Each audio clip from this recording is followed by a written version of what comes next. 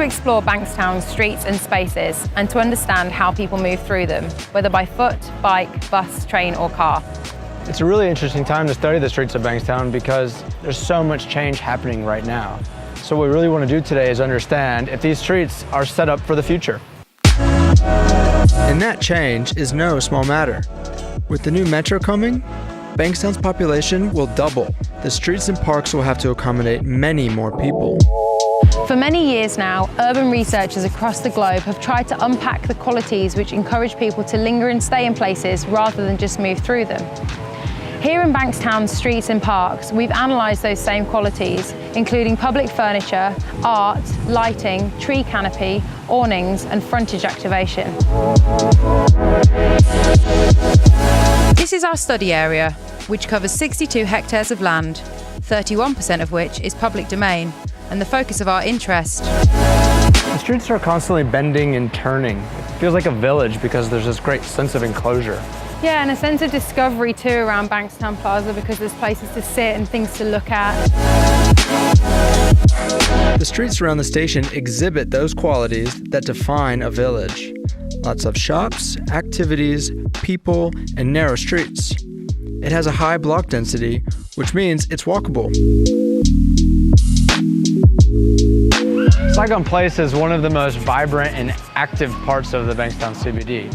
And it really seems to represent what Bankstown is all about. But really the street functions for two main reasons. One, it's a commercial street. So you walk down the street and you see a lot of different shops and a lot of different activities happening.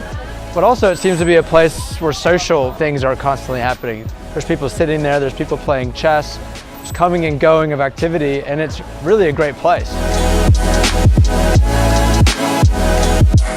There are lots of great cultural and civic uses in Bankstown CBD, such as the Library and Knowledge Centre behind me. These destinations are mixed amongst shops and services which cater to people's everyday needs, and they're all clustered in close proximity.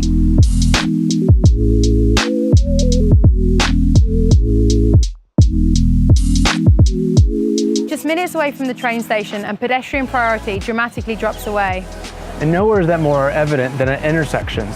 The shop that's right behind us is only 15 meters away, and yet to get there, you have to cross the street 3 different times. The result of this is that many people end up crossing illegally.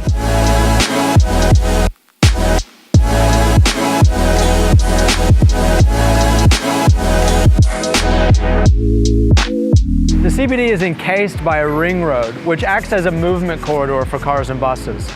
It also presents a challenge for moving pedestrians and cyclists between the residential neighborhoods around the CBD and the CBD itself. It's a real safety issue, which is borne out in the data. What the car crash statistics and data reveal is that compared to the streets within the CBD itself, car crash statistics are much higher along this ring road.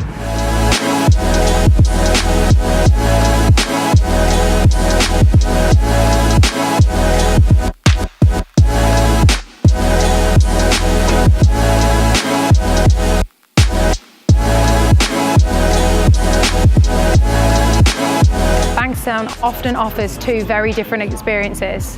We can see this on this street, where behind me, big box retail offers an introverted experience with just one active entrance. In contrast, this side of the road has multiple active entrances and active facades, which encourage people to stop, linger, talk and exchange, and also walk more.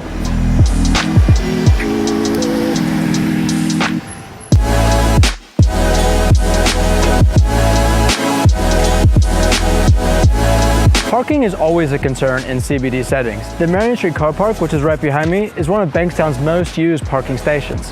In fact, there are thousands of parking spots in the Bankstown CBD, most of which are free of charge. The car parks take up 15% of land close to the station, some of Bankstown's most valuable land. Last year, the city lost $1 million to maintain them.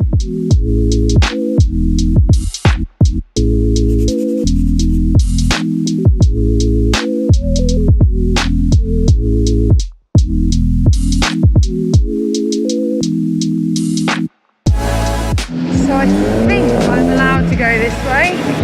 So far I've seen 0 bike signs. This just feels immediately so much safer, but I still haven't seen a bike sign. I think I'm going to look for somewhere to park my bike.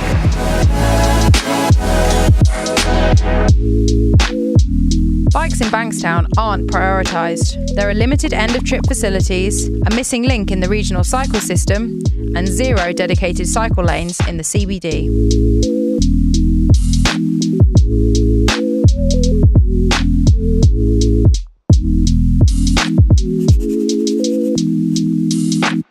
This is the heart of Bankstown CBD, and it's really the nexus of so much movement. People coming on and off the trains, people walking, pedestrians moving from the north to the south, but also so much bus activity. Yeah, and because there's 2 bus interchanges right in the heart of Bankstown CBD, this bridge really bears the brunt of a lot of the bus traffic. At peak hour, there's more than 1 bus per minute coming and going. It's pretty noisy.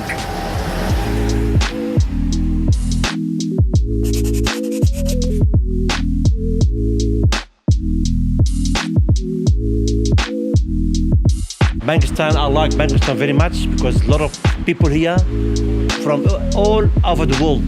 That's good here. We are talking with a friend or whatever. It's easy access to get around, to go to the city, so it's fantastic.